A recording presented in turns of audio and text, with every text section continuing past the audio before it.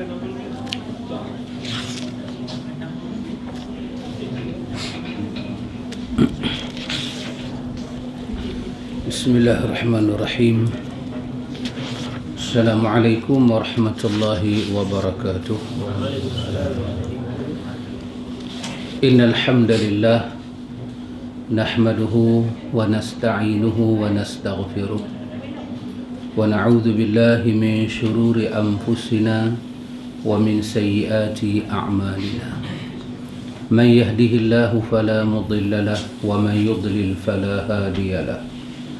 أشهد أن لا إله إلا الله وحده لا شريك له وأشهد أن محمدا عبده ورسوله. اللهم آت نفسي تقواها وزكيها أنت خير من زكاها أنت وليها ومولاها. أما بعد. إخوة الإيمان الحمد لله ثم الحمد لله. Kita boleh sambung majlis ta'lim. Asalnya kita berhenti pada muka surat 47. Muka surat 47 kita masuk bab yang kedua, iaitu bab tentang kaedah dan prinsip Ahlus Sunnah wal Jamaah dalam mengambil dan menggunakan dalil.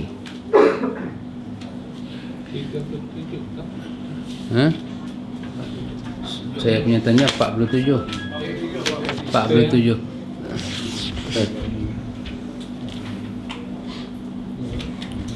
Di sini ada 10 bab, 10 benda kita nak belajar.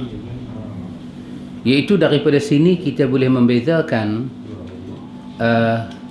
cara kita belajar akidah dengan firqah-firqah lain. Jahmiyah, Syiah, Mu'tazilah. Dan kita akan cuba lihat sedikit sebanyak ikhwan betapa akidah selain daripada Ahlus Sunnah sangat berbahaya. Bukan kata berbahaya, sangat terkutuk, sangat terlaknat. Terutama dalam masalah tauhid. Ini bab kaedah-kaedah dan prinsip Ahlus Sunnah dalam mengambil dalil dalam tauhid, dalil dalam akidah. Dan sebahagian daripada sumber ini juga sama kita praktik di dalam fiqh kita, dalam fiqh kita. Yang pertama, sumber akidah Ahlus Sunnah adalah kitabullah, yakni Al-Quran, dan sunnah Rasulullah sallallahu alaihi wasallam yang sahih dan ijma' salafus salih. Dalam buku lain, dalam tulisannya lain, dia akan sebut ciri khas Ahlus Sunnah. Ini adalah ciri khas yang ada pada Ahlus Sunnah saja, tak ada pada yang lain. Dalam Mu'tazilah, sumber dia kacau bilau. Ahlus Sunnah ni dia ikhwan, dia ada nas cipta kaedah. Itu Ahlus Sunnah. Mazhab lain daripada Ahlus Sunnah cipta kaedah heret nas. Itu beza dia. Kenapa beberapa ayat Quran golongan ibtalus sifah tak boleh menerima nas Quran? Sebab dia mencipta kaedah dulu baru cari nas. Ahlus Sunnah melihat nas dulu baru bina kaedah. Pasal itu kaedah Ahlus Sunnah tak pernah bercanggah dengan nas. Manakala Syiah baik, mana-mana baik, dia mencipta kaedah dulu baru dia buat nas. Kenapa golongan Mu'tazilah tak boleh menerima kita kata Allah berada di atas arasy? Kenapa? Kerana dia cipta kaedah baru cari nas. Maka akhirnya dia kena usahakan nas itu sama dengan kaedah. Kaedah dia apa dah? Kaedah dia akal. Pasal itu kata ulama, tidak ada golongan-golongan yang mujassimah, melainkan dia golongan-golongan yang takfiyah. Dia tidak ada takfiyah, melainkan dia mujassimah. Dia tidak akan bertanya macam mana Tuhan berada di atas arasy, melainkan dia akan sifatkan Tuhan dengan sifat makhluk, baru dia buat main soalan tu, baru dia tolak. Dalam akidah sifat 20 paling parah ikhwan. Tak boleh habaq orang lah. Kita punya pelajaran. Kita di masjid-masjid jaranglah kita cakap tajuk ni. Bukan pasal takut, tak ada takut ke siapa-siapa, cuma korang berani je nak abang. Korang berani je kita nak abang. Kan di sini kita ceritalah. Orang-orang sifat kita pernah belajar Baquratul Amani. Baquratul Amani kitab nipih akidah sifat 20. Tetapi bila meneliti, melihat sangat buruk. Sangat buruk. Kenapa dia bagi soalan kepada kita kalau Tuhan duduk di atas arash, dia tanya arash tu makhluk ke tidak makhluk? Itu soalan dia tanya kita. Kita kencing gigi ya. Kita nak jawab, kita tahu dah apa soalan dia. Kita kata arash makhluk. Dia kata kalau arash makhluk bermakna Tuhan menumpang makhluk. Boleh ke Tuhan tumpang makhluk? Apabila kita belajar akidah Mujassimah, akidah Jahmiyah dan akidah Mu'tazilah, kita baru tahu kenapa dia tanya soalan itu. Kerana kaedah yang dia bawa makhlukkan Tuhan, baru kita tolak sifat-sifat Tuhan. Kita kena syak dulu dengan kewujudan Tuhan ni, kita kena syak dia. Kemudian baru kita cari dalil. Syak dulu. Bila orang sebut Tuhan ada mata, syakkan dulu. Nafikan dulu mata-mata Tuhan. Mana boleh Tuhan ada mata? Setelah kita nafi, barulah kita ambil nas-nas yang ada, samakan dia dengan kaedah. Kaedah-kaedah yang kita buat. Nanti dalam akidah Ahlus Sunnah wal Jamaah, kita tengok sumber akidah Ahlus Sunnah adalah Al-Quran dan adalah hadis-hadis yang sahih dan ijma' salafus salih. Ijma' salafus salih. Tuhan akan kita sifatkan seperti mana dia mensifatkan diri dia, dengan beberapa perkara yang kita tidak akan ambil daripada firqah-firqah yang sesat. Nanti dia akan sebut kepada kita. Ikhwan, kerana itu sumber kita mesti Al-Quran dan Sunnah, dan berpuas hati dengan sumber itu dan faham sumber itu seperti mana kepahaman para sahabat. Kita katakan wallahi tidak ada satu riwayat yang kita jumpa ima dia sahih, ima dia dhaif, yang sahabat bertanya kepada Nabi bagaimana Tuhan bersemayam di atas arash. Tidak ada. Tidak ada langsung. Dan sebelum Tuhan buat apa? Sebelum Tuhan buat langit, Tuhan buat bumi, Tuhan buat apa? Tuhan buat apa? Di sisi sifat 20, Tuhan dinamakan Khalik setelah dia mencipta makhluk, baru dia jadi Khalik. Tapi ketika kosong alam ni, tak ada apa yang dia panggil dalam kaedah apa? Azali. Masa tu Tuhan tak buat apa, maka Tuhan tak boleh dipanggil Khalik. Khalik maksud dia apa? Pencipta. Kenapa tak boleh dipanggil Khalik? Kerana dia belum cipta. Dia belum cipta apa-apa lagi, maka dia bukan Khalik. Habis yang dia duduk seorang-seorang, kita nak panggil apa? Kita namakan dia dengan nama Allah sahaja, tapi dia bukan pencipta. Kita kata Ahlus Sunnah tidak. Ahlus Sunnah menyatakan Allah itu Khalik walaupun dia tak cipta apa-apa. Dia adalah Khalik, dia adalah Malik, dia adalah Rabb, dia adalah Sayyid, dia Mudabbir walaupun dia tak buat apa-apa. Kenapa? Kerana Ahlus Sunnah melihat kepada sumber. Ahlus Sunnah melihat kepada cara sumber itu difaham oleh generasi awal. Kita tengok salaf ini dengan dua pembahagian. Satu, ulama-ulama akidah menamakan salaf zamani, satu ulama akidah menamakan salaf manhaji. Apa makna salaf zamani? Salaf zamani bermakna zaman itu dikatakan zaman salaf. Nabi kata khairun nasi qarni summa alladhina yalunahum. Ini nama dia salaf zamani. Zaman itu mereka dianggap salaf. Dan kita nak pergi ke zaman itu tak boleh dah. Kita tak boleh jadi salaf zamani. Kita tak boleh duduk zaman Abu Bakar. Kecuali kalau kita jadi puak-puak Habib, Abu Bakar boleh main kat kita. Abu Bakar boleh jadi khalaf.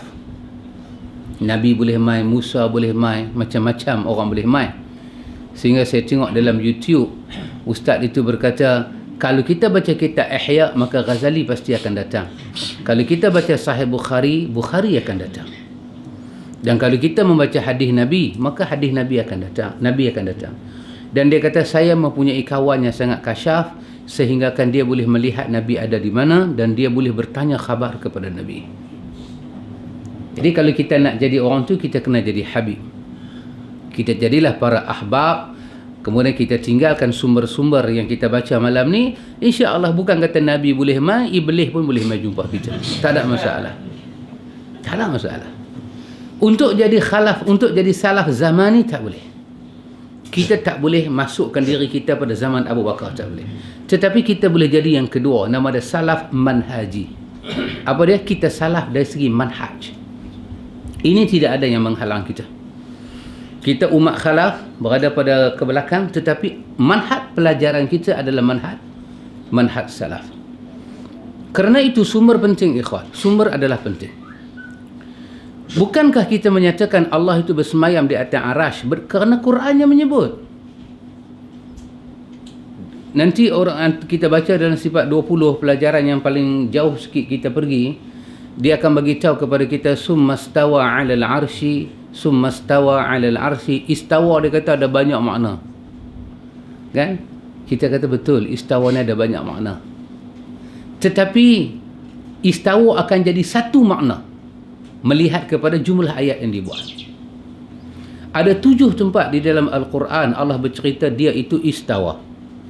Tetapi antum balik Al-Quran, semua tempat di dalam Al-Quran Allah cerita istawa, dia hanya pakai satu kalimah saja, kalimah ala, summa stawa 'alal 'arsy. Dia guna kalimah ala.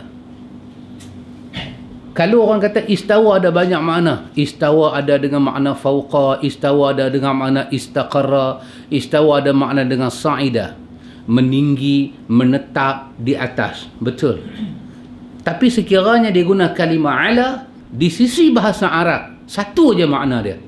Dia berada di atas. Kalau orang tu kata selepas kalimah ala ada kalimah istawa, makna lain, kita kata dia ada masalah bahasa Arab. Kerana bahasa Arab itu mengajar istawa, kalau dipakai perkataan ala, dia mengandungi satu makna sahaja, summa stawa 'alal 'arsy. Maka istawa dia 'alal 'arsy, di atas arasy, dengan sifat ketinggian yang layak, yang sempurna dengan dia. Pasal itu kita kosongkan diri kita daripada menyamakan Tuhan dengan orang-orang mujassimah. Kalau Tuhan kata dia ada mata, kita kosongkan, bukan mata kita. Problem mereka ni, bila kata mata, dia hanya nampak satu je. Dia nampak mata dia dan dia nampak mata. Itu je masalah dia. Pasal itu dia tak boleh terima. Pasal itu dia kena tolak ibtalus sifah. Dia akan tolak bukan-bukan. Ada kawan cerita, ada ustaz kata, sahabat kita cerita, sembang dengan Ustaz Yunus. Ustaz Yunus kata, ada ustaz kata, dia kata Tuhan ni duduk di atas arash. Ustaz ni kata, mudah aja saya jawab. Tuhan duduk atas arash kan? Dia buat contoh TO. Manis duduk tangan mana? Dia buat TO. Buat teh susu lagi sedap tarik tu kan. TO. Mana bahlul. Contoh Tuhan dengan TO. Lepas tu dia pak abang jangan sifatkan Tuhan dengan sifat makhluk. Tidak ada para ulama pun buat contoh macam ni.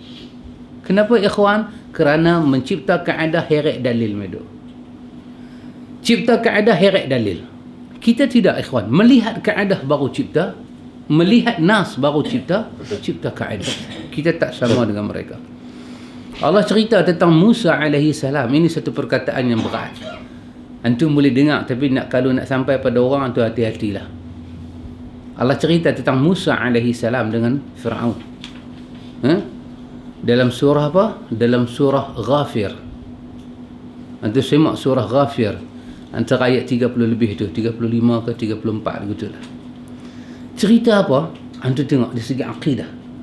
Kata Fir'aun kepada Haman, wahai Haman, ciptakanlah aku tangga, aku nak naik ke atas dan aku nak pergi jumpa Tuhan Musa. Aku nak jumpa Tuhan Musa. Cipta aku tangga naik ke atas, aku nak cipta Tuhan, aku nak pergi cari Tuhan Musa. Antum nanti baca dalam tafsiran dia, ulama akidah menyatakan sifat menyatakan Tuhan berada di atas, Fir'aun pun boleh rasa. Macam mana pok-pok ni kata Tuhan tak duduk di atas? Kalau Fir'aun mai lah. Fir'aun kata Tuhan mana ni, duduk tak mana-mana. Masya Allah ya kawan. Kenapa kita kata demikian? Kerana sumber. Bukan kita cipta kaedah, sumber begitu. Bukankah sumber daripada hadis yang sahih? Nabi bertanya kepada jariyah itu, Di mana Tuhan? Dia kata di langit. Nabi kata, siapa aku? Anta Rasulullah. Bila ada sumber kita, ada rujukan, baru kita cipta kaedah. Maka ini satu prinsip khas yang ada pada ahlu sunnah wal jamaah. Dan memahami itu daripada ijma' para salafus salih.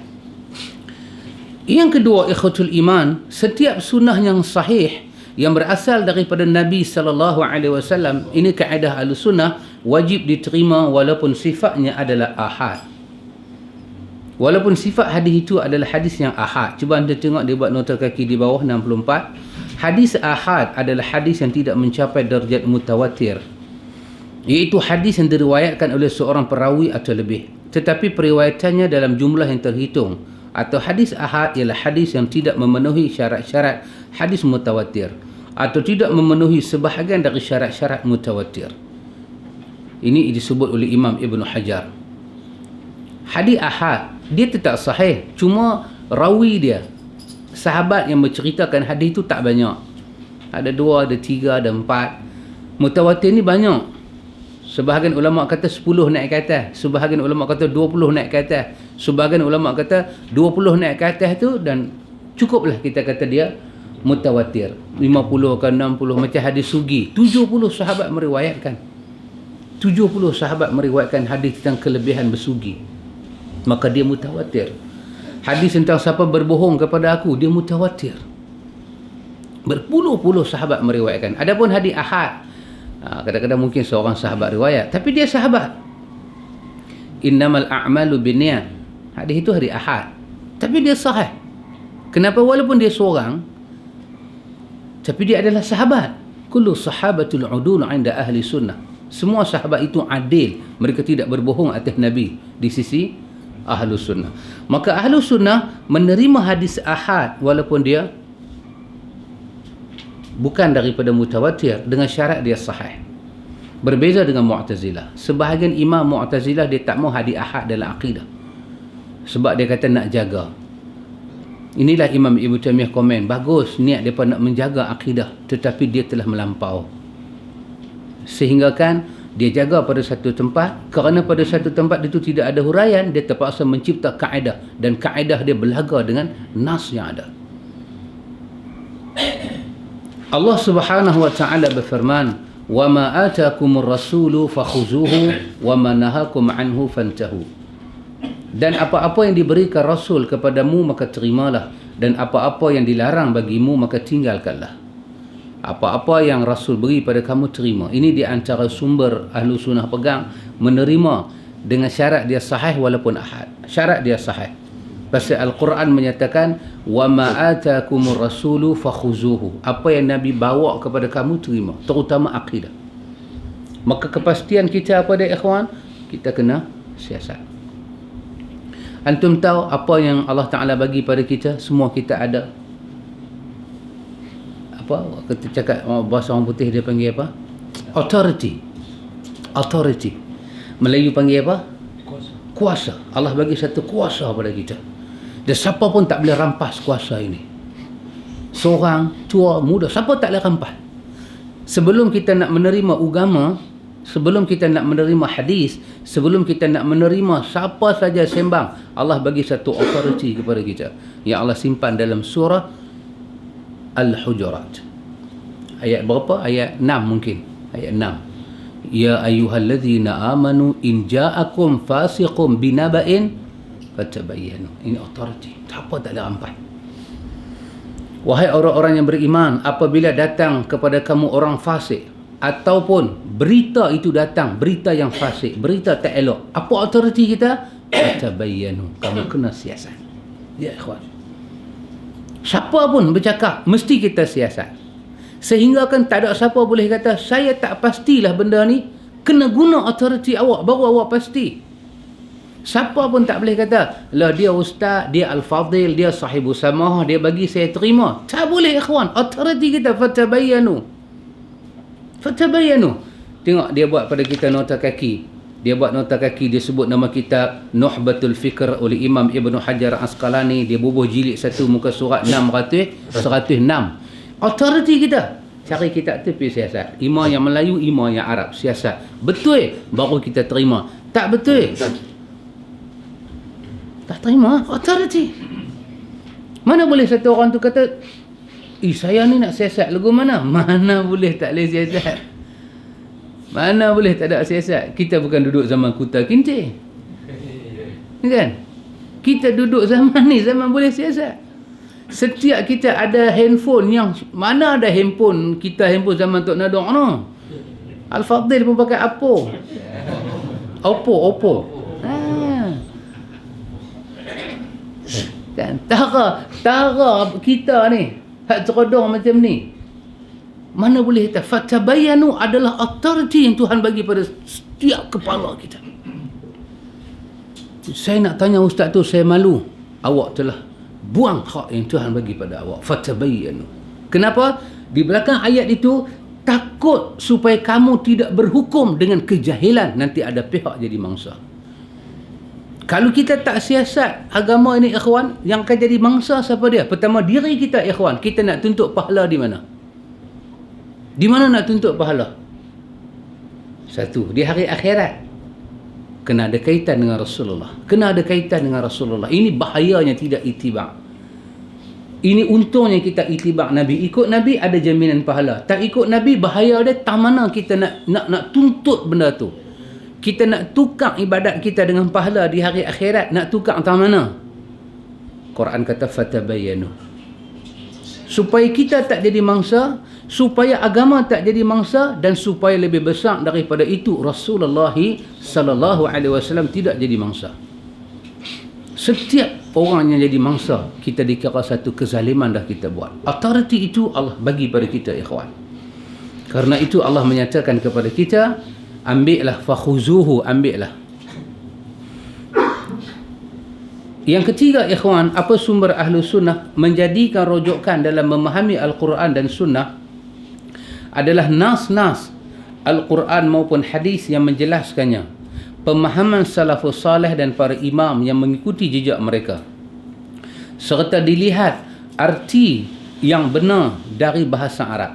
Jika hal tersebut sudah benar, maka tidak dipertentangkan lagi dengan hal-hal yang sifatnya berupa kemungkinan menurut bahasa Arab. Ini kaedah Ahlus Sunnah ya kan? Kaedah Ahlus Sunnah merujuk nas-nas Al-Quran. Dari segi kita nak, macam mana kita nak faham satu nas, kita cuba melihat bagaimana para sahabat berbahas nas itu. Kemudian kita merujuk kepada bahasa Arab, nak faham macam mana segi bahasa Arab.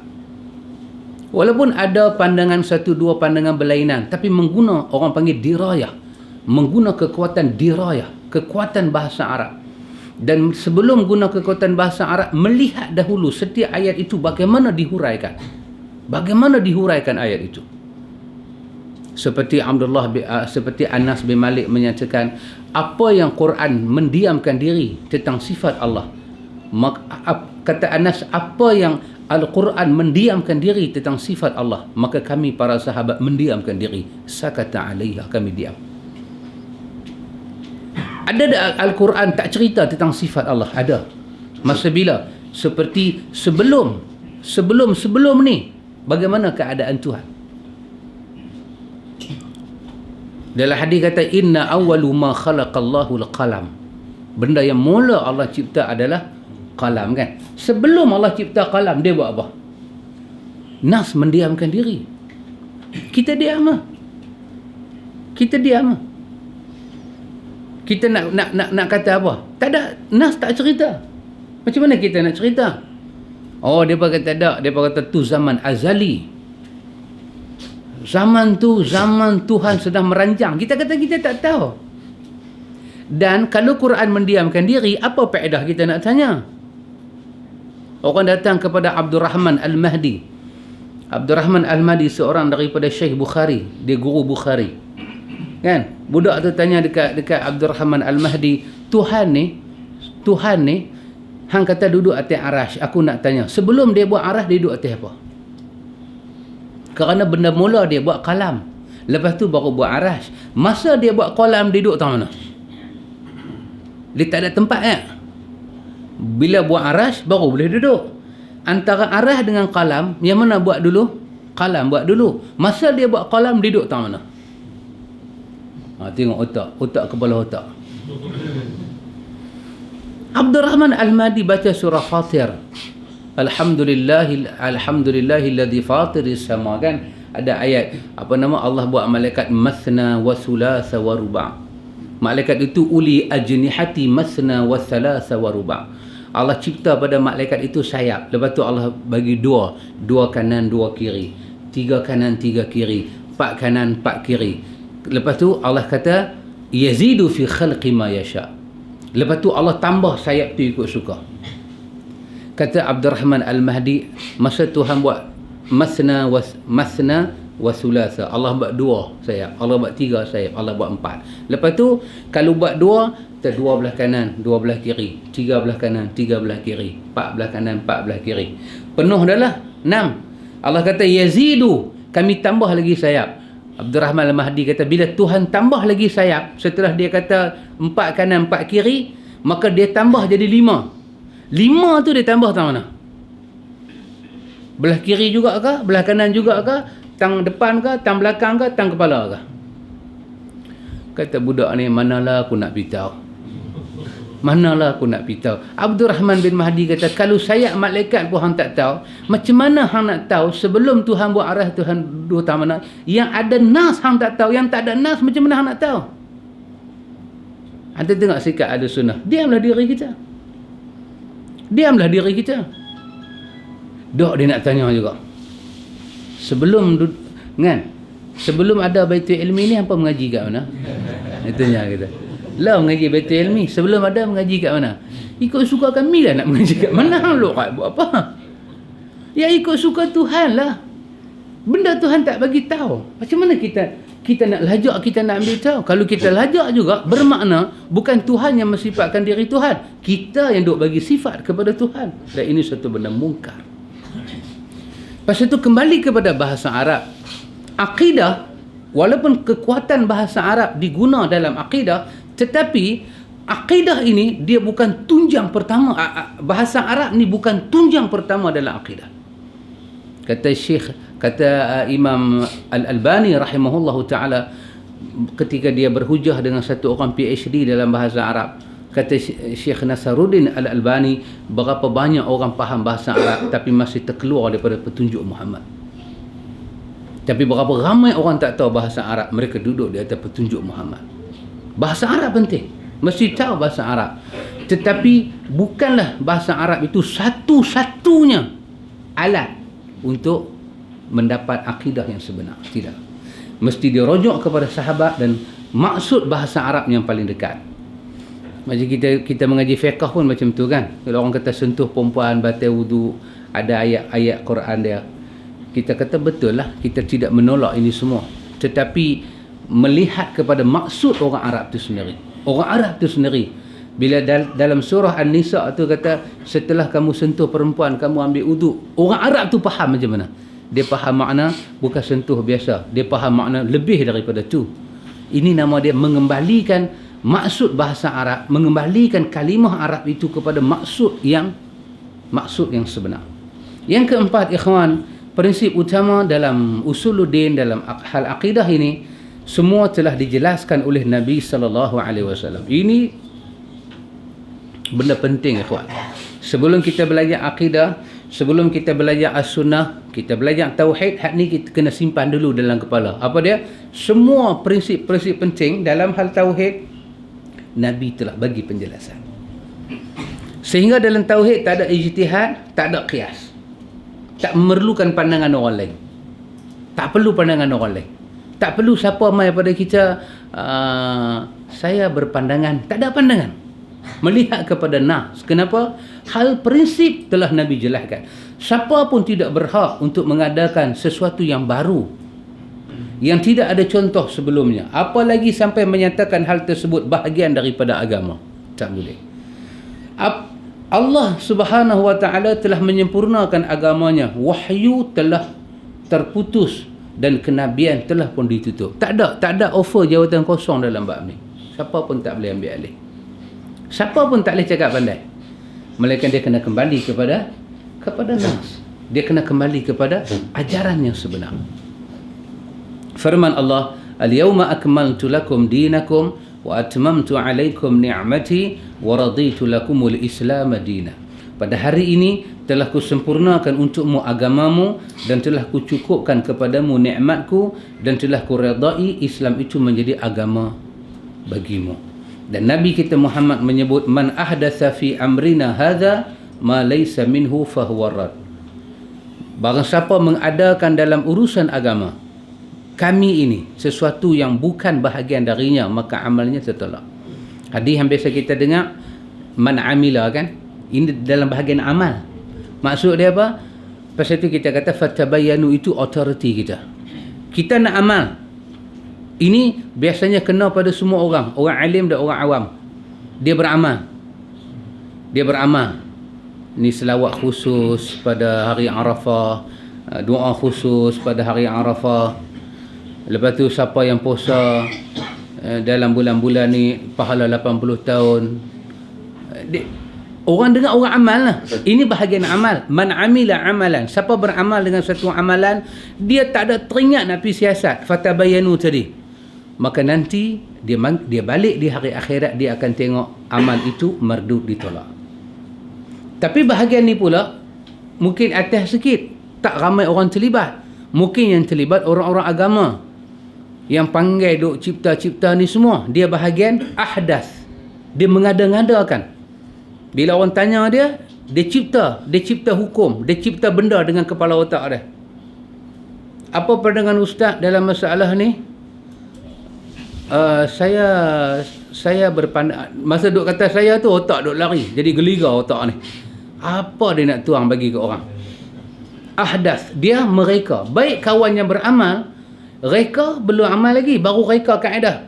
Nabi kata siapanya mereka kaedah dalam agama, yang dia reka itu malaysa, yang dia reka itu fi amrina haza, ni urusan aku, Nabi kata. Urusan agama yang Tuhan bagi ke aku, malaysa minhu, yang dia reka tu laysa minhu, tak ada pun apa yang aku bawa, tak ambil pun kaedah daripada aku, fahuwa radun. Masa dia reka, Tuhan dah tolak. Kalau ada orang pergi ikut cara dia, lagilah ditolak, Nabi kata. Jadi macam mana kita nak buat? Kita tak boleh mereka-reka. Pasal tu kita kata antum tengok, nanti kita belajar akidah apa dia? Akidah rububiyah, akidah uluhiyah, kan? Benda itu ada kena mengena. Akidah orang yang rububiyah dia baik, uluhiyah dia akan baik. Orang yang rububiyah dia tak baik, uluhiyah dia tidak baik. Orang yang kalau ibadat dia sangkut, ikhwan, bermakna dia faham rububiyah tak betul. Apa beza antara rububiyah dan uluhiyah? Rububiyah ini, ikhwan, Tuhan sedang bercerita tentang diri dia. Dia Khalik, dia Malik, dia Sayyid, dia pencipta, dia cerita semua pasal dia, rububiyah. Dan kita mestilah mengimani semua sifat rububiyah yang dia cerita tu hanya ada kat dia seorang aja. Itu maksud rububiyah. Adapun uluhiyah ni bahagian kita berbuat untuk Tuhan setelah dia bercerita tentang dia. Apa dia uluhiyah? Doa kita, tawakal kita, sabar kita, ibadat kita. Tadi rububiyah, dia bercerita dia tu macam mana? Rabb, dia sebagai Rabb, dia ada sifat rububiyah. Maka kita nak tahu sifat Tuhan, kita nak tahu asma' dia, kita nak tahu sifat dia, kita kena dengar dia cakap. Setelah dia cerita macam mana dia tu, barulah kita berbuat seperti mana dia cerita. Baru datang uluhiyah. Dengan lain nama, uluhiyah ni kita panggil apa? Ibadah. Tauhid uluhiyah juga dipanggil dengan tauhidul ibadah. Apa makna tauhid? Hanya mensatukan ibadat kita kepada dia saja. Setelah dia sahaja ada sifat Tuhan, kita buat semua dekat dia. Kita buat macam mana dia mahu. Kita berjalan di atas syarat dia. Orang kalau dia tak faham tauhid rububiyah, ikhwan, antum akan tengok kalau dia tak faham tauhid rububiyah, antum akan tengok uluhiyah dia ada masalah. Macam Kabani ni dia buat, pergi duduk depan makam Syekh. Syekh apa? Habib Noh. Tuan Habib, ya Tuan Habib, kami mai. Apa ni? Ini khabar ni ada masalah rububiyah, ikhwan. Yang mendengar siapa, yang memberi siapa, yang ada hak memberi mudarat, memberi manfaat, yang bagi tahu kepada kita orang mati tak boleh mendengar, orang mati tak boleh buat apa-apa, manfaat orang hidupnya sampai pada orang mati, yang bagi tahu benda ni Quran. Dan Quran di sisi Ahlussunnah kalam Allah. Tiba-tiba kita pergi bercakap dengan satu orang, Quran kata dia tak ada dah manfaat kepada kamu yang hidup. Orang ini ada masalah rububiyah.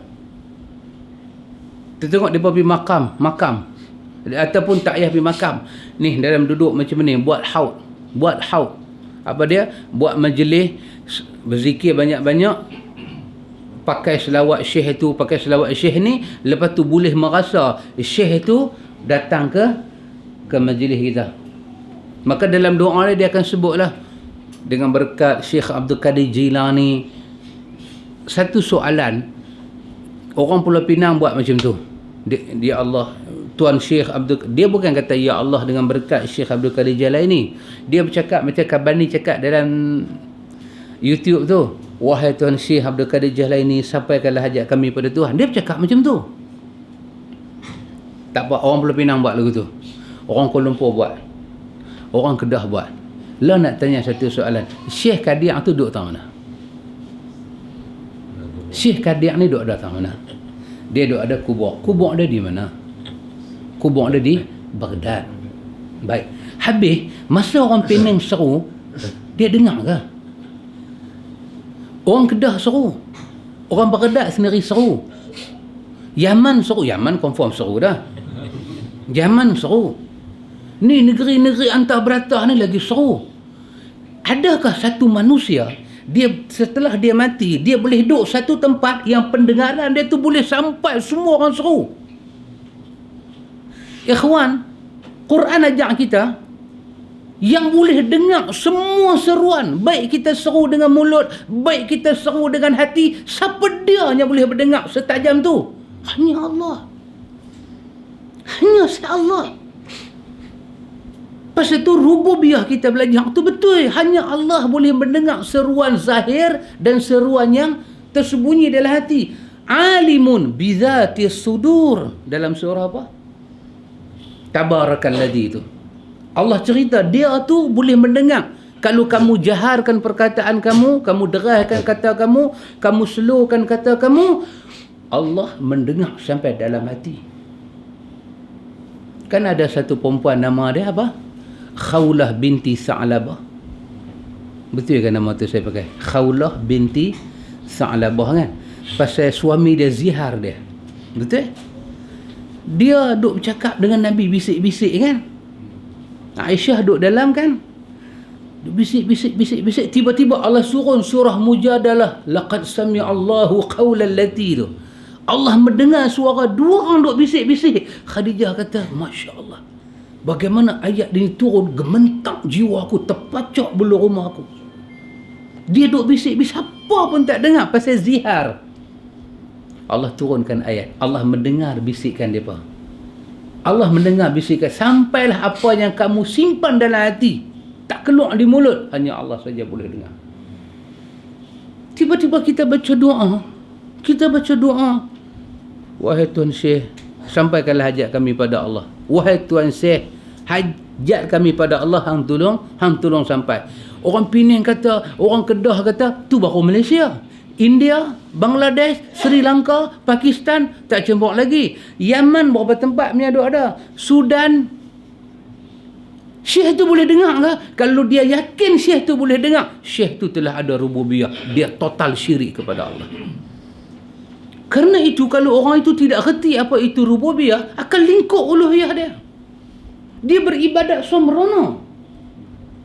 Dan rububiyah, uluhiyah ada kena mengena dengan tauhid, asma' dan sifat.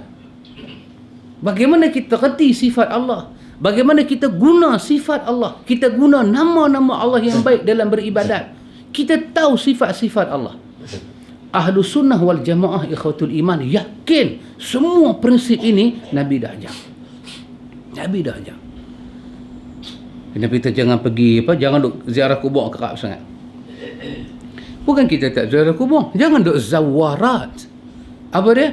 Pagi pi, petang pi, maghrib pi, tengah-tengah malam pun satu orang pi lagi.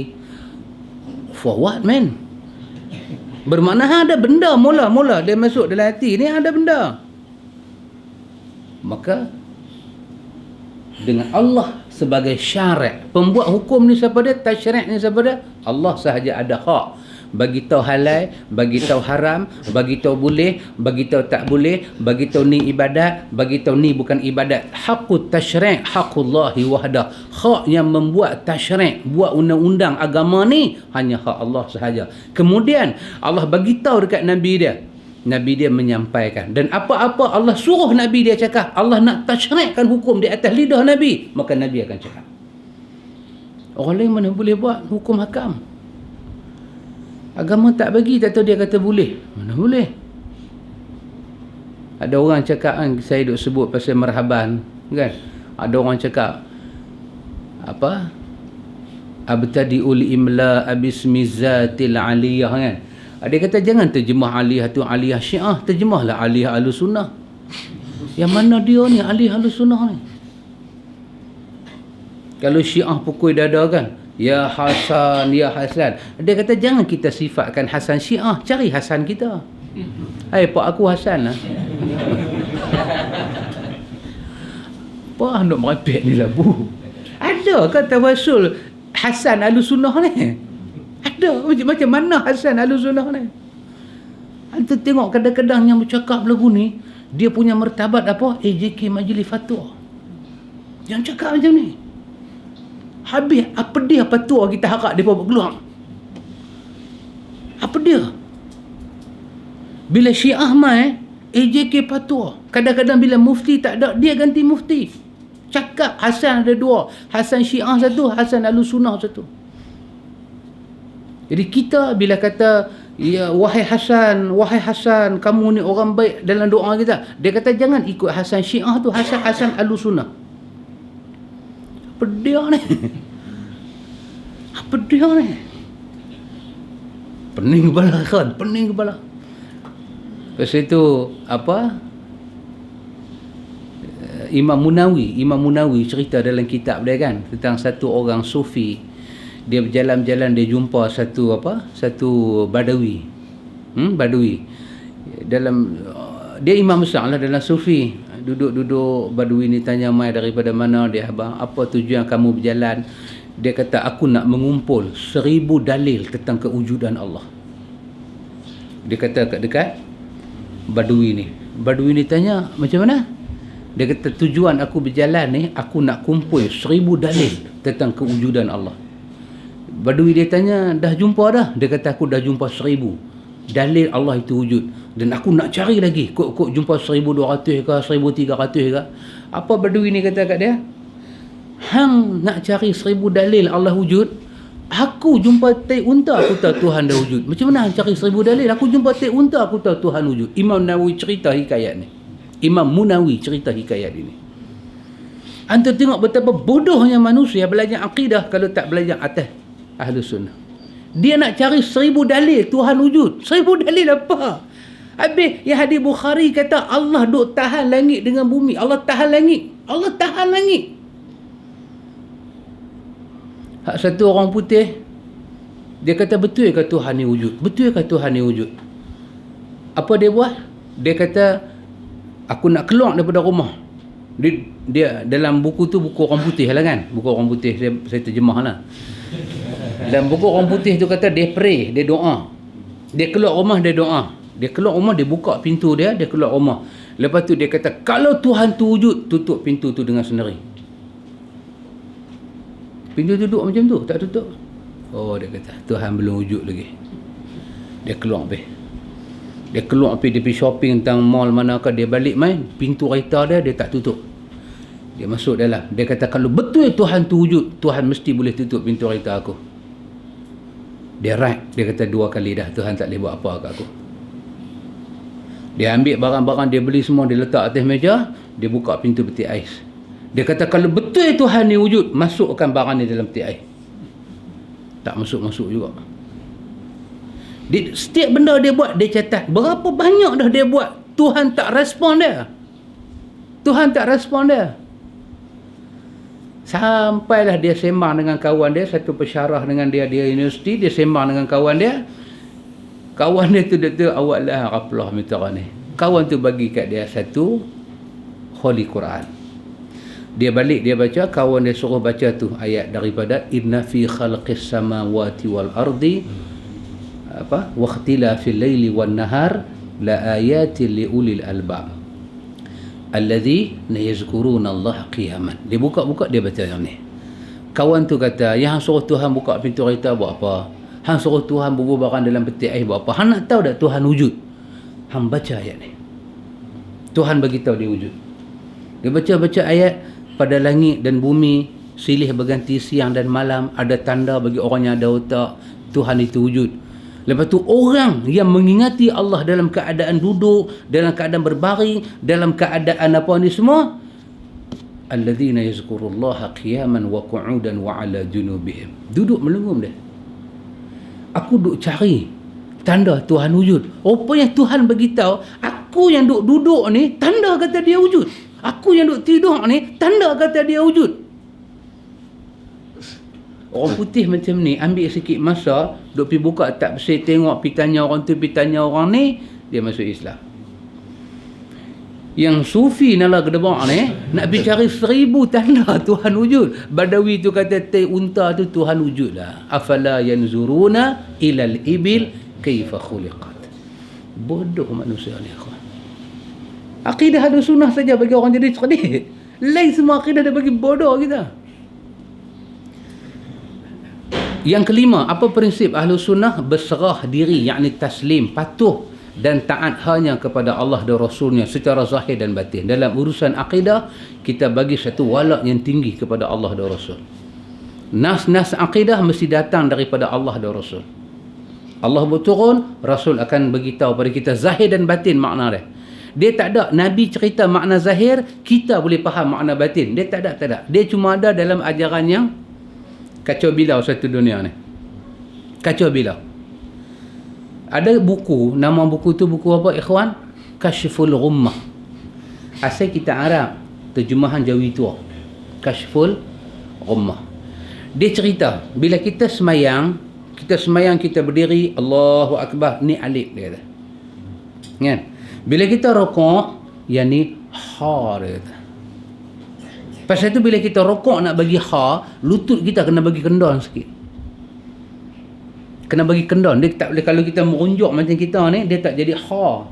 Dia nak bagi jadi ha tu, kita kena lutut kita tu masuk sikit ke dalam. Tangan kita buka. Tujuan kita rokok tu bukan rokok dekat Allah, nak bagi jadi ha. Kashful Ghummah. Berapa ramai tok guru baca kitab ni, lepas tu pergi rokok lagu tu. Kalau dia rokok lagu tu pasal orang dia keras, tak apalah, orang dia keras. Duk pergi terang nak bagi sterik, putih orang tu, berdiri pun tak boleh dah. Bukan takut berdiri, Mak Amir, lunuk ni penting, Mak Amir. Lunuk ni penting, kan? Pakcik kata, ada orang kata, Ustaz jangan duk cakap lagu tu, dia orang sengau nanti. Tak, saya bukan pilih orang sengau. Ada. Ada satu masa saya tak tahu kawan tu sengau. Lepas kuliah dia kena, Unat meni saya. Saya tak pilih, saya tak tahu dia sengau. Ada. Nak abang kata lutut ni penting, kan? Dia nak bagi jadi huruf ha, berdiri dah alif, rokok kembang macam ha. Lepas tu bila kita sujud, kita jadi huruf mim. Bila kita duduk antara dua sujud, dal dia kata. Maka besok kita bangkit di hari akhirat, Nabi nampak alif, ha, mim, dal, Ahmad. Kita umat Muhammad.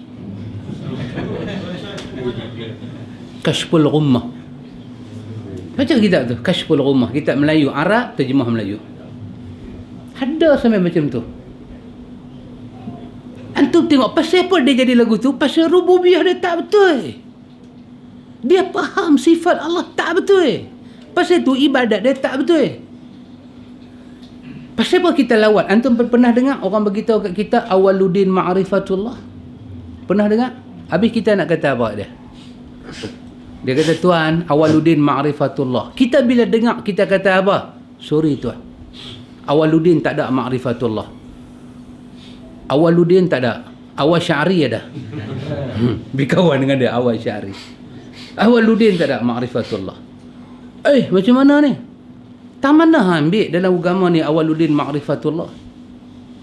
No. 56 ke 59 Az-Zariyat. Wa ma khalaqatul jin wal ins illa liya'budun. Pasal apa Allah buat manusia? Pasal apa Allah buat jin? Untuk kenal dia ke untuk ibadat ke dia? Untuk ibadat. Awal kerja kita. Awalu wajib. Awal benda wajib kita kena buat ibadat. Bukan kenal Tuhan. Tak kenal pun kena buat ibadat. Kerana kaedah dia salah, ikhwan, sumber dia tak ada, maka dia jadi apa? Ramai mereka ni semua duk pergi belajar ilmu kenal Tuhan sampailah tak buat ibadat. Ahlus sunnah bukan awal kenal Tuhan. Ahlus sunnah awalul wajib. Benda awal wajib yang Allah bagi dekat kita apa dia? Liya'budun. Kita kena ibadat.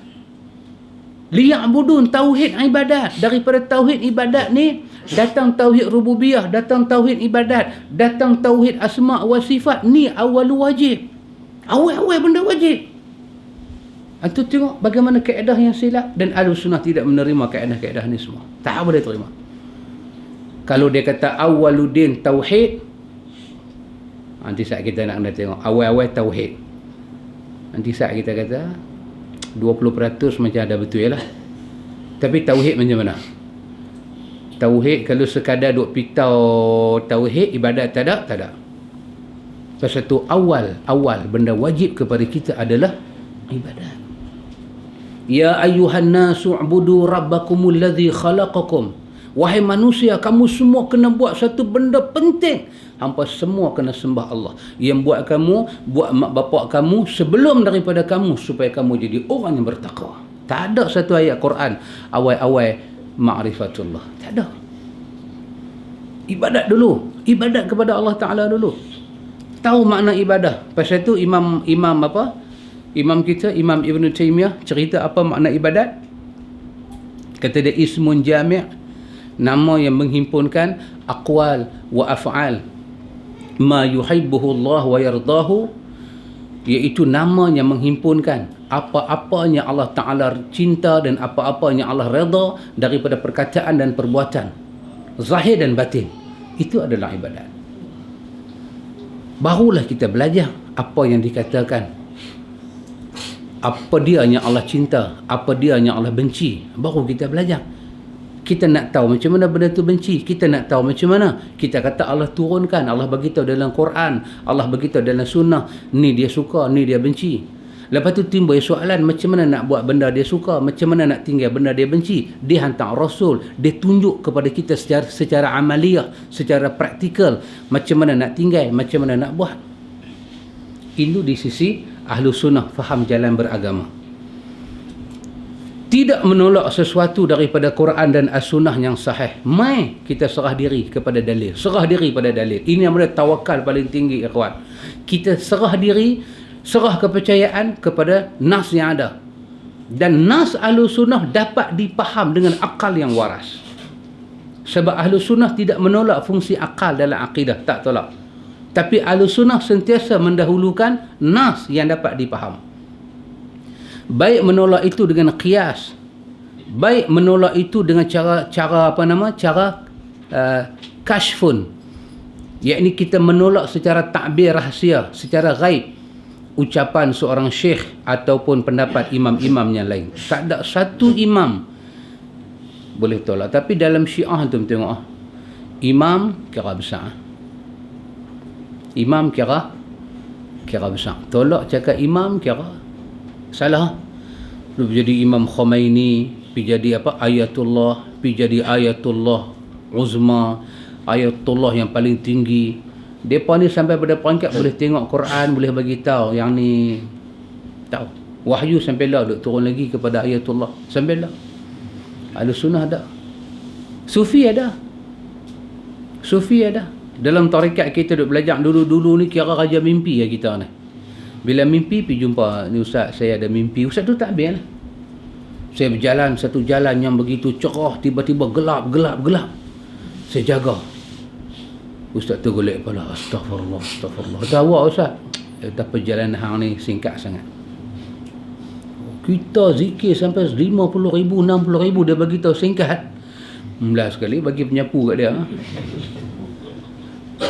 Ayah, ada orang masuk simbang arwah Pak Haji Bakar, Allah maghfirlahu warhamhu. Simbang Pak Haji Bakar masuk sufi kan. Tu guru pergi tafsir macam tu. Mula cerah, jalan-jalan, lepas tu gelap. Kawan tu dengar kata gelap, terus pergi kerja store kelang arak, minum arak terus. Dah confirm aku gelap. Sufi. Lah macam tu, mimpi. Minggu sudah saya ada mimpi. Jumpa pula minggu ni saya ada mimpi. Jumpa pula kemarin saya mimpi. Lepas lohak dia tidur, lepas asar kita jumpa ada mimpi. Berpisah pula mai kuliah maghrib, tidur pula sebelum maghrib 2 minit, mimpi. Raja mimpi. Raja pun tak mimpi macam tu. Dia mimpi. Ahli sunnah tak pakai kaedah ni semua. Kenapa kita kena serah diri dan puas hati dengan dalil yang dapat difaham? Firman Allah, "Fala wa rabbika la yu'minun hatta yuhakkimuka fima shajara bainahum." Thumma la yajidu fi anfusihim harajan mimma qadaita wa yusallimu taslima. Demi Rabbmu. Allah sendiri sebut dengan rububiyah dia. Allah kata maka demi penciptamu mereka hakikatnya tidak beriman. Zahir nampak macam mukmin, betul-betul Tuhan tak ada terima depa ni semua. Hingga mereka menjadikan kamu hakim dalam perkara yang mereka perselisih. Kemudian mereka tidak rasa berat dalam hati mereka terhadap keputusan yang kamu berikan dan mereka menerima dengan sepenuhnya. Juga ayat tadi, wa ma atakumur rasulu fakhuzuhu wa ma nahakum anhu fantahu wattaqullah innallaha syadidul iqab. Sama. Bezanya dalam ayat yang kedua ni Allah kata fakhuzuhu. Yang Muhammad bagi kamu kena terima sebagai hakim tu, fakhuzuhu, kamu kena ambil. Dan apa saja Muhammad putih tak boleh buat, kamu kena jangan buat. Fantahu, tinggalkan. Ni kita duk baca hadis sebelah tadi, Nabi tak bagi apa? Nabi tak bagi kita reka agama. Nabi tak bagi kita beramal sesuatu yang tidak daripada dia. Maka fantahu, tinggalkan benda ni semua. Tinggal. Nabi tak pernah buat haud keliling, duk haud. Nabi Ibrahim main, Nabi Musa tak pernah.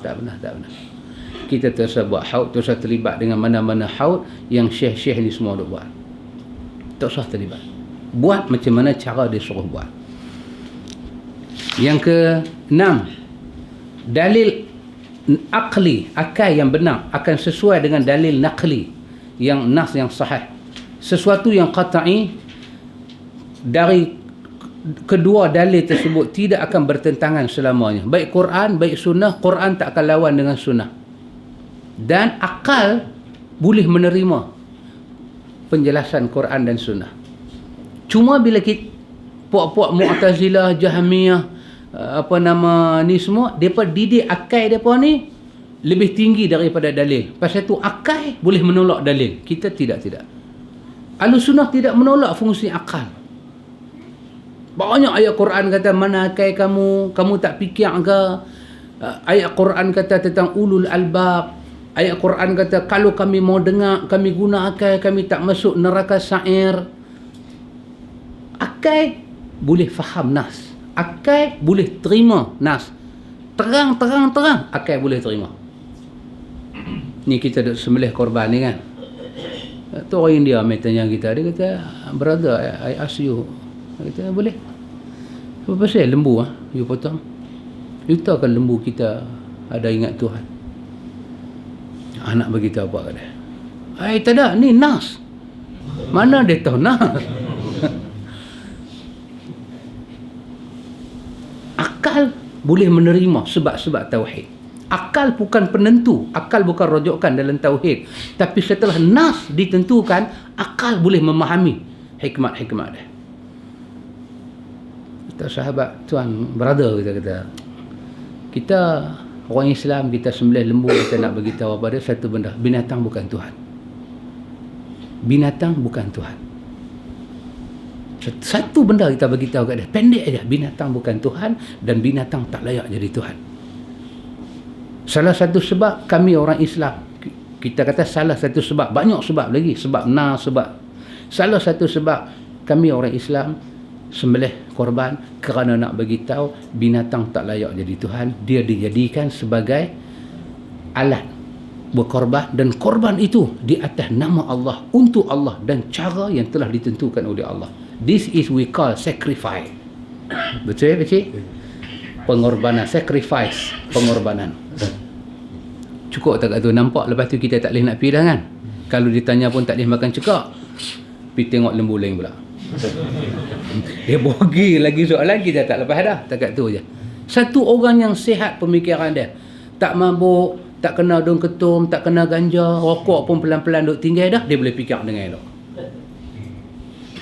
Is it true? Dia tanya, is it true? Kan? Betul ke lagu tu? Is it true? Kita kata fine. Apa fine? Fine. Pergi cari kata apa pakcik? Fine. Going to find pakcik kata. Pergi cari. Going to find. Pergi cari. Dia tak tahu tak mana?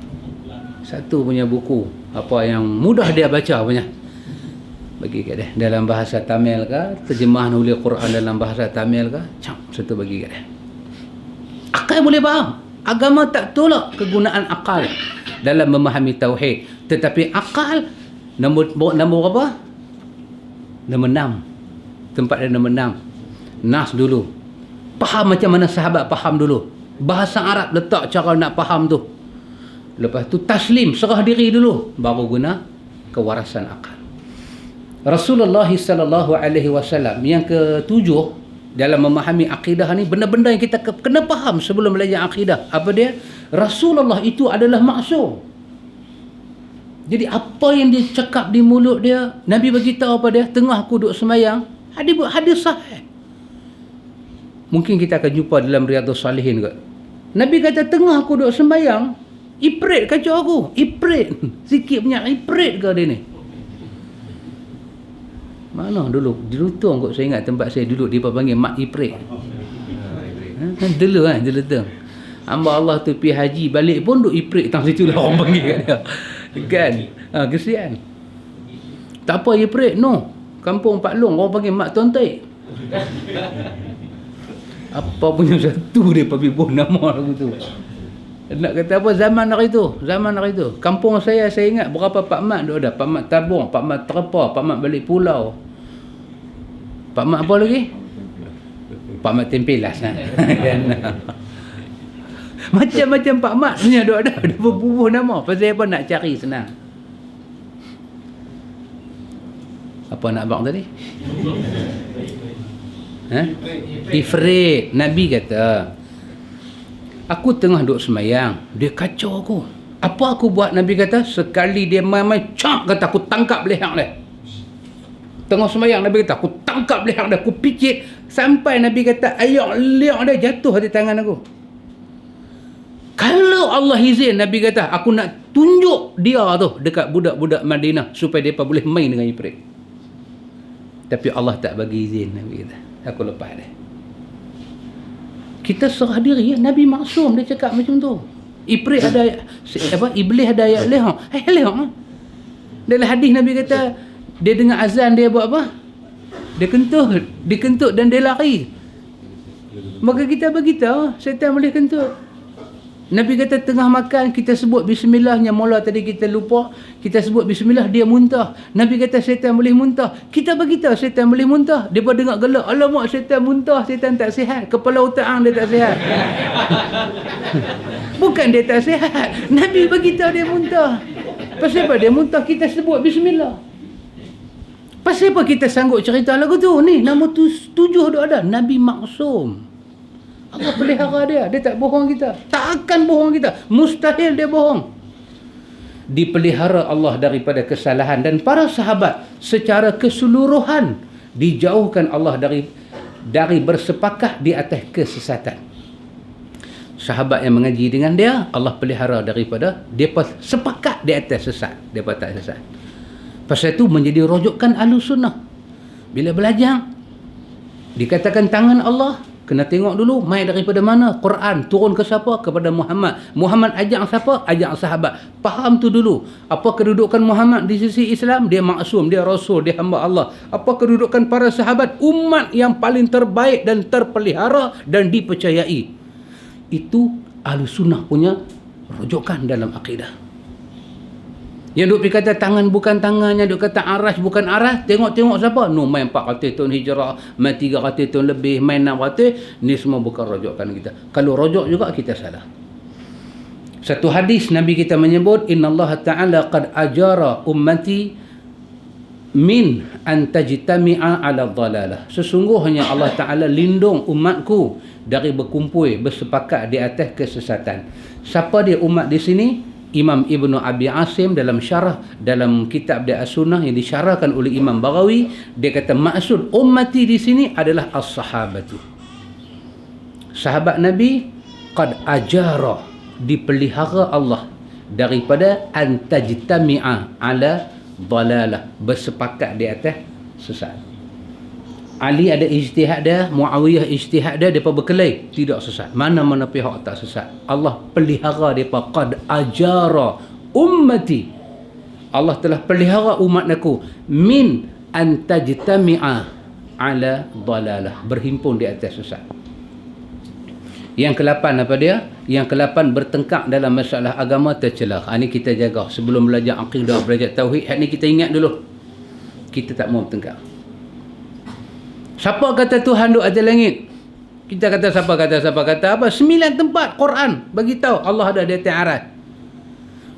Dia kata baca, kita pun baca. Duduk bertengkar. Akidah bukan untuk bertengkar, kepercayaan kita. Kita punya percaya macam tu, simpan masuk dalam hati. Orang tak mau, sudah. Kalau dia bila-bila masa dia tanya kita, kita jawab macam mana kita belajar, macam mana sumber. Dia tak tanya, dia nak hentam kita berdebar-berdebu, kita tak mau jawab. Jawab pun tak ada satu faedah. Kita duk terang ni dalam pengajian kita. Pengajian kita ni kita duk terang lah. Tak mana silap mereka ni, tak mana tak betul mereka ni, kita terang lah. Tapi kita jumpa mereka, kita tak kata fahamnya pasal. Kalau dia tanya kita, dia kata ustaz, macam mana ustaznya pandangan? Tak ada pandangan, baca nas lah.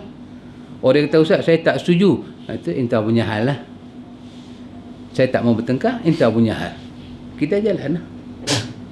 Dia kata ustaz boleh dengar tak dalil saya? Okey, kita duduk, kita dengar.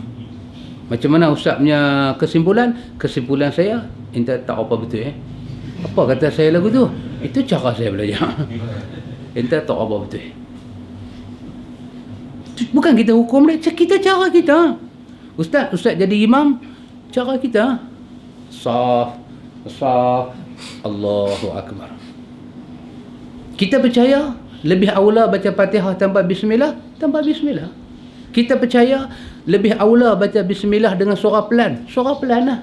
Kita percaya lagu tu. Kita percaya boleh baca bismillah, derah pun tak apa, pelan pun tak apa. Jalan lah. Kita percaya macam tu, jalan. Ini Allah dia ramai berkata apa pula kan? Sami Allahu liman hamidah, Allahumma hdina fi man hadait. Pasal apa yang kita baca? Sajalah kita masyarakat. Tak boleh. Ni kita berdiri di depan Tuhan, bukan masyarakat.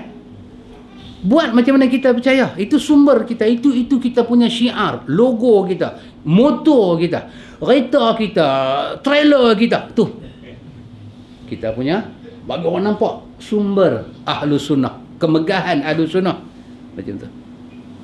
Kita tak ada khatib. Kecuali kita tak boleh keluar majlis tu. Kita duduk. Nak buat apa? Buat bodoh. Nak buat apa lagi? Nak buat tahlil bid'ah, buat bodoh. Tak boleh nak pergi, nak keluar tak boleh. Duduk. Oh, dia kata tengok ustaz pun sekali. Bukan sekali, tak boleh keluar. Majlis tu tak boleh keluar. Orang terlalu ramai. Duduk pergi. Kalau dia duk kata la ilaha illallah, kita buka Quran baca lagi huru hara. Buat apa? Buat bodoh. Buat tak dengar, buat tak tahu. Kata ustaz baca doa sikit. Kata ustaz baca doa sikit. Saya tadi apa lah terlupa. Apa? Saya sentiasa baca doa ke orang mati. Sentiasa kita baca doa. Mak kita dah mati, pak kita dah mati, selalu kita baca doa. Tak pernah kita tinggal. Pada guru-guru kita yang pernah ajar kita, tak pernah kita tinggal doa. Pada kawan-kawan kita duk main mengaji ni, tak pernah kita lupa tak baca doa. Selalu kita baca doa. Tapi nak suruh saya baca doa tadi sembahyang mayat pun saya dah baca dah. Saya baca cara sunnah Rasulullah. Nabi letak tak mana baca doa kahwin, tak mana baca doa akikah, tak mana baca doa kenuri biasa. Nabi susul. Kita tak usah duk pergi buat macam tu. Tak usah. Tak usah bagi selang. Tak usah bagi selang. Rumah kahwin jangan baca doa arwah. Baca ke doa kahwin lah.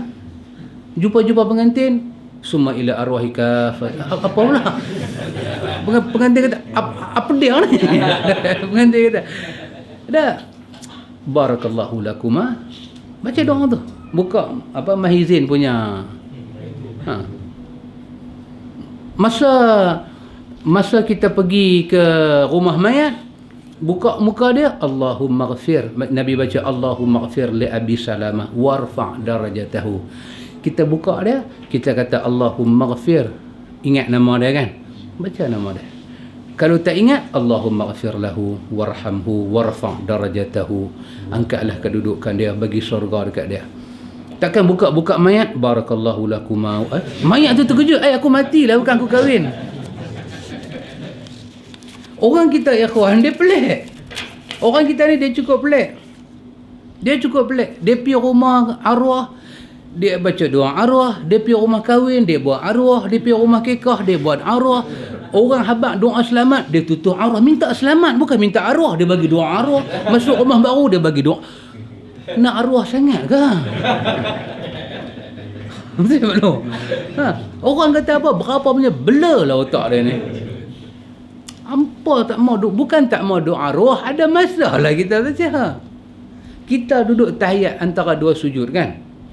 Kita duduk antara dua sujud, sikit punya doa kita duduk rangkai ke Tuhan. Allahumma rabbi ghafirli warhamni.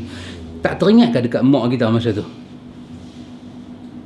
Awak kita tak baca rabbi ghafirli wali walidayya? Awak tak baca? Tak baca, Nabi tak ajar time tu. Bighfirli wali walidayya warhamhuma kama rabbayani saghira. Allahumma ighfir lahum warhamhum. Masuk sekali dengan doa arwah dalam antara dua sujud. Tak boleh. Pasal apa? Nabi tak ajar macam tu. Step by step lah kita follow Nabi. Ikut cara kita follow Nabi tu. Ada cara, ada sistem, ada kaedah. Time kita semayang bukan makna tak sayang ke arwah. Tengok hang semayang maghrib tadi 3 rakaat hang tak sayang dekat mak hang. Apa pula tak sayang? Mana hang baca doa kat mak hang dalam semayang? Ada siapa berani baca? Hang satu anak tak guna lah. Apa pula tak guna? Hang cuba muhasabah. Dia beritahu muhasabah. Hang muhasabah balik daripada takbir sampai bagi salam rakaat keempat. Mana hang baca doa ke arwah? Hang betul-betul tak ada guna punya. Bela bewak lagi baik pada mak hang bela hang. Mana boleh marah lagu tu? Pasal apa yang kita dalam sembahyang 4 rakaat tak ada pun kita selit doa kunut kita kan? Allahumma hdini fi man hadai. Ada tak ada Allahumma ighfir lahum? Tak ada. Pasal itu bukan time dia. Ini time ubudiyah kita pada Allah. Lepas sembahyang, bacalah doa apa kita nak baca. Sebahagian orang kita tak boleh faham, ikhwan. Ini ada soalan. Ustaz,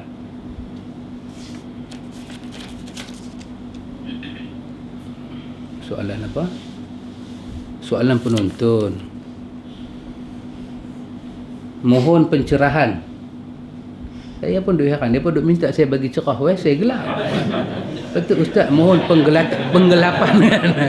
Dia pun duk minta kita pun tak cerah tu, suruh kita bagi cerah pula. Mengenai petunjuk Nabi dalil yang melarang makmum solat berseorangan di saf baru di belakang. Ya betul, kita dah baca dah dalam Riyadhus Salihin kan, hari tu baksah Nabi tak mau satu orang tu duduk di belakang seorang-seorang.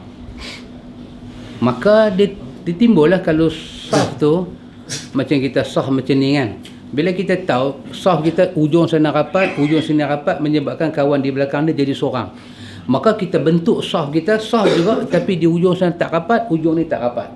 Orang tetap rapat, tapi kita tak rapat dengan dinding, supaya seorang boleh keluar, boleh teman kawan ni. Buat aku tu.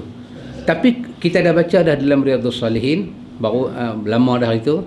Kalau dah kawan tu dia main last, dan dia tengok kawan depan, kalau dia macam bagi isyarat kan, Allahu Akbar, dia takbir derah sikit, dia habaq kata dia ada. Kawan depan tu boleh faham turun ke bawah, tak apa. Tapi kalau dia tengok cara dia tengok ayat muka, hang lepas bom pun dia tak dengar apa, tambah pun takbir, maka sembahyang dia sah. Cuma sebahagian ulama kata inilah sah yang buruk. Tapi sembahyang dia sah. Di ujung tu Imam Ahmad kata apa? Kalau memang dah siapa pun tak turun, dia tetap dianggap satu jemaah juga. Tapi daripada awal kalau boleh adjust supaya dia jangan duduk seorang-seorang di belakang. Ada hadis tu hadis sahih riwayat Bukhari Muslim. Benarkah kena tarik orang daripada saf di hadapan untuk salat bersama kita di belakang? Bolehlah, kalau kita nak tarik dia boleh tarik lah. Tapi nak kena, kalau di Baitul Ilmi ni tak apalah. Pasal tu ulama mula bincang, boleh kuih ke tak boleh kuih. Kita kata tak ada nas suruh kuih. Tetapi dalam kondisi lagu tu, kita nak habaq kata kita ada buat sesuatu yang orang faham. Kalau kita takbir, Allahu Akbar, dia tak faham. Nak buat macam mana? Lepas tu datang bincang, nak kuih dulu ke baru takbir baru ke baru kuih. Buatlah macam mana pun. Tak ada satu petunjuk yang jelas dalam bab tu. Kita nak habaq kata kita ada di belakang, dia teman kita, dia boleh turun, kita dan kita bukan sembahyang dengan mata musang, tapi satu macam boleh usyar siapa ada di belakang, kita boleh rasa kewujudan dia seorang-seorang turun. Timbul pula masalah orang kanan orang kiri kita, dia faham ke tak? Kita turun duk kosong lagu tu. Hak kanan pasal apa aku nak pergi, kiri lah mai. Hak kiri lah pasal apa aku nak pergi, berat mesti belah kanan, siapa pun tak pergi. Kalau kondisi macam tu, jangan turun, biar dia seorang-seorang. Pasal apa? Kita nak bagi kawan ni ada teman, syaitan masuk kat situ. Jadi kalau main daripada awal, kita bagi kosong belah dinding ni, hujung bagi kosong sikit, hujung sana bagi kosong sikit, jemaah bagi rapat satu orang teman dia. Nak kuih dia ke tak kuih, atas bijak sana kawan hak sebagai makmum terakhir tu, dia tengok orang depan dia nak kuih tak kuih tidak ada dibahas oleh hadis ini, hanya ijtihad para fuqaha.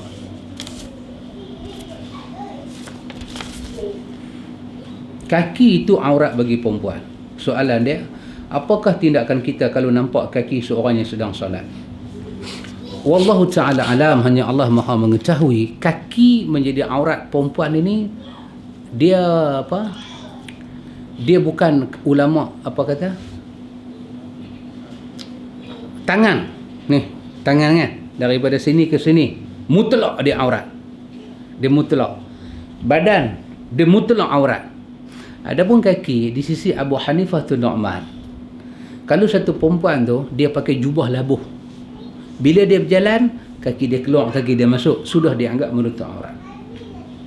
Kerana kaki tu dia bukan apa macam tangan tadi ni. Ini mesti tutup. Perempuan tak boleh duk pergi sembahyang tarik, tak boleh, dia mesti tutup. Tapi kaki ni, tapak kaki tu perbahasan. Di sisi Asy-Syafi'i dia aurat. Di sisi mazhab lain dia tidak aurat. Maka kita macam mana? Kita berdasarkan nas, jaga dia elok. Sembahyang jaga elok. Pasal apa kita kata jaga? Pasal orang jantan ni, dia tengok orang perempuan tengah sembahyang, nampak ibu jari ke, kawan tu sujud pilipat, nampak tapak kaki. Kita orang jantan jadi lengana. Kan masjid kadang satu pintu, perempuan pergi duduk tang ujung tu.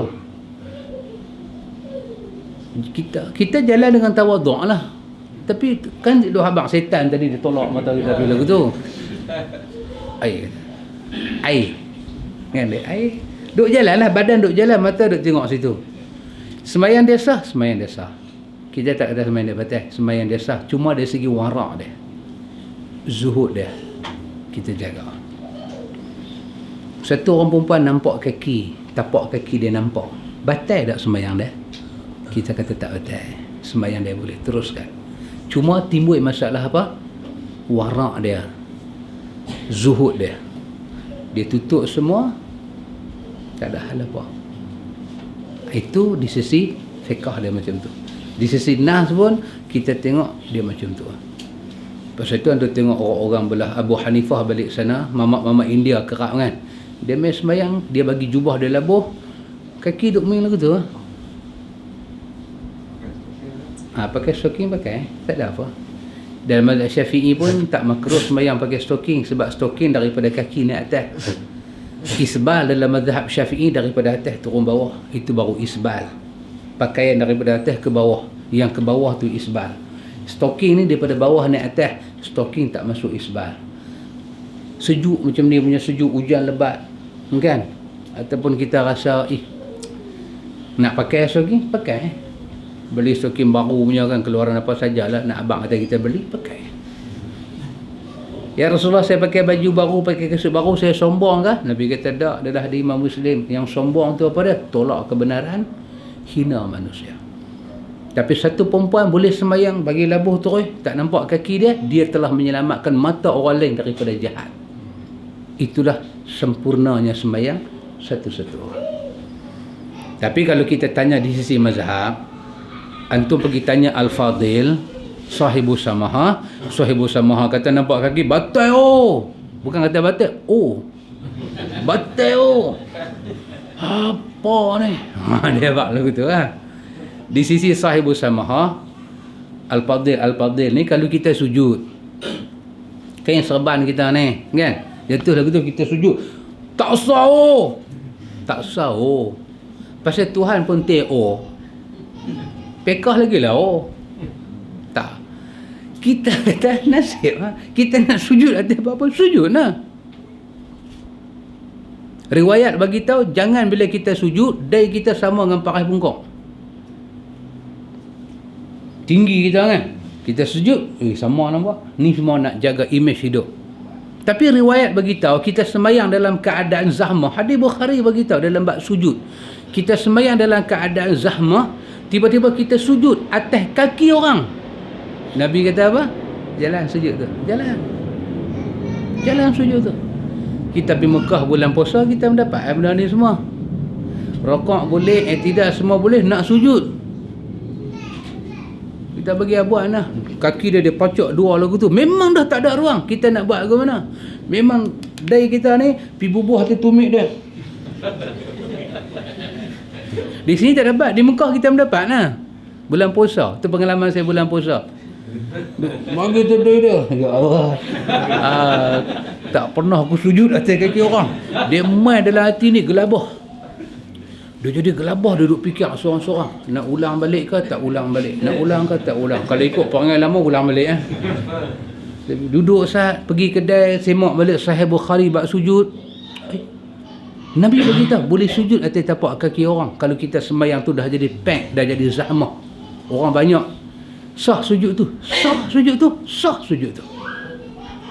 Apatah lagi kita pergi sujud, kain serban kita je pergi ke depan lagu tu, kita pergi sujud. Tapak kaki ni, India, mari Sri Lanka, Chennai menyamai, kita pergi sujud. Sah apakah ini pergi tak sah pula? Kan? Orang putih kata, apa orang putih kata? Jangan buat mengkak ni. Don't be joker. Don't be the smart nah. Jangan buat mengkak lah kan. Kan.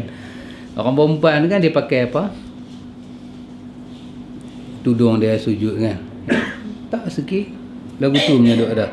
Dia sujud. Tak apa sujud dah sah. Kalau dia tarik pergi ke belakang sikit, rambut dia tak nampak, dia sujud, kita kata lebih afdal. Lebih afdal.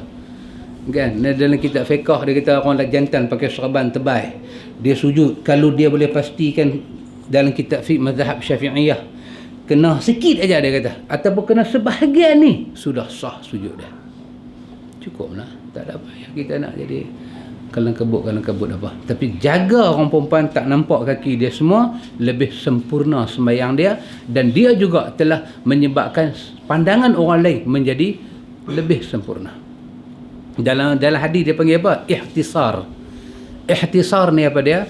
Ketika kita sembahyang, kita jangan buat satu benda orang lain hilang khusyuk. Ihtisar. Maksudnya kita sembahyang, kita jangan buat orang lain hilang khusyuk. Macam kita duduk sembahyang, Allahu Akbar. Tadi kita tarikkan serban kita, betul, bagi buat macam ni. Dia tu macam mana? Tak apalah mula kan. Saat kita tengah sembahyang, kita tarik pula yang ni naik atas. Serban tak jatuh, kita tarik pula bagi jatuh. Dia tu nanti duduk, apa dia ni? Tak ada kerja lain ke nak buat? Itu nama dia ihtisar. Kita menjadi, sebab dia jadi apa? Khusyuk dia hilang. Itu tak mahu. Adalah di sisi kita, Allah duk potonglah markah kita. Saat kita duduk, kita sembahyang lagu sengit, lagu tu kena bau dia. Jadi imam baca lama, alam dia kuning, kita pergi lagu ni pula, dia ni pula kena. Kan? Selagi tak ada apa-apa saja. Yang ni kita kena di mana? Kena di Mekah juga. Arah-arah tak mengaji ni kan, bukan ada apa pun. Dia betul jam Rolex dia, bunyi keluk-kelak. Kita duduk tengok keluk-kelak dia ni. Buat pula dah. Dia buat lagu tu, bukan ada apa pun. Serban dia tak jatuh, dia tarik. Dia buat lagu tu, bukan ada apa, bukan dia imam pun. Dia buat kepala lagu tu. Kan, kita bukan duduk tengok tempat sujud, lagu tu punya duduk usyar. Kita jangan buat sesuatu dalam semayang orang lain ada masalah. Jadi kita pakai elok-elok, tengok tempat sujud, cukup. Orang lalu ke, orang tak lalu ke, orang punya pasal. Kita duduk tengok tempat sujud. Kecuali kita nampak satu tangan duk main seluk dalam poket kita, yang tu kena tengok yang tu kita kena tengok Ni pun di Mekah juga kan. Kita dah heran, tangan aku ada datang sini. Ni siapa pula ni? Lagu tu pun duk buat, tak mau kacau khusyuk orang. Tak lagi, tak lepas balik Penang. Itu kita jaga elok. Baik ikhwan, lepas ni kita akan tengok nombor 9 dengan nombor 10. Itu dia tak bagi kita, nombor 8 tak bagi kita bertengkar. Nombor 9, kaum muslimin wajib mengikut manhaj Quran dan sunnah. Nombor 10, kita kena tahu sebelum kita belajar akidah, semua benda baru yang tidak ada dalam agama, terutama dalam hal akidah, dia adalah bid'ah yang sesat. Ini kita akan tengok insya-Allah. Wallahu a'lam. Besok tak ada. Buka puasa ada juga pakcik. Buka puasa ada. Siapa nak main boleh. Tak tahulah siapa tazkirah besok. Hari Rabu kita sambung balik. Hari Rabu kita ada kelas kita. Hari Rabu kita baca Al-Ibanah. Wallahu a'lam.